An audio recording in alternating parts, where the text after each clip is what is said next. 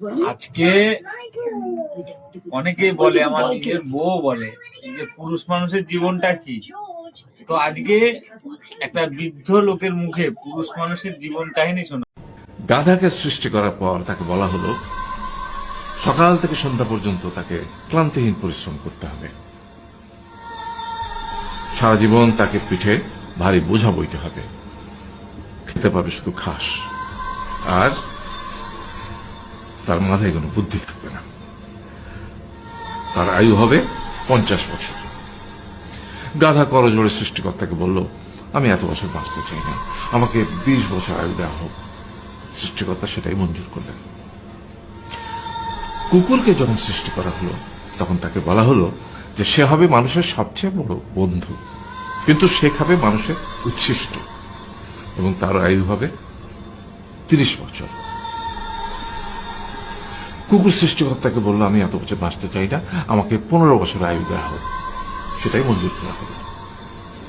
এরপর বানরকে বলা হলো, তুমি শুধু গাছের এ ডাল থেকে ও ডালে ঝুল খাবে এবং নানান রকম ফন্দি ফিকিরি করে মানুষকে আনন্দ দিবে, তোমার আয়ু হবে 20 বছর।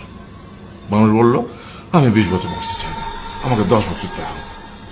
সেটাই মঞ্জুর করা হলো। এবার এলো পুরুষ মানুষের পালা।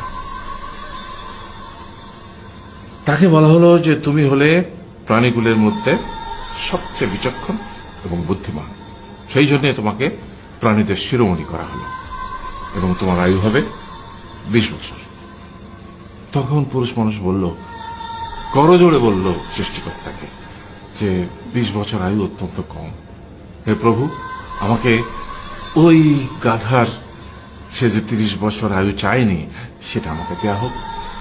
ওই যে কুকুর 15 বছর ফিরিয়ে দিয়েছিল, সেটাও আমাকে দেয়া হোক। আর যে বানর 10 বছর নেয়নি, সেটাও আমাকে দেয়া হোক। 20 বছর অত্যন্ত কম, আমি দীর্ঘদিন বাঁচতে চাই। সৃষ্টিকর্তা সেটাও মঞ্জুর করলেন। তারপর কি হলো? সেই থেকে ছেলেরা পুরুষ মানুষ হিসেবে বাঁচে 20 বছর, তারপরের 30 বছর সংসারের বোঝা পিঠে করে বয়ে বেড়ায়, সেটা কার মতো? গাধার মতো। তারপরের 15 বছর সে তার ছেলে মেয়েরা যা দেয় সেই রকম ঠিক কুকুরের মতো উচ্ছিষ্ট খেয়ে বাঁচে।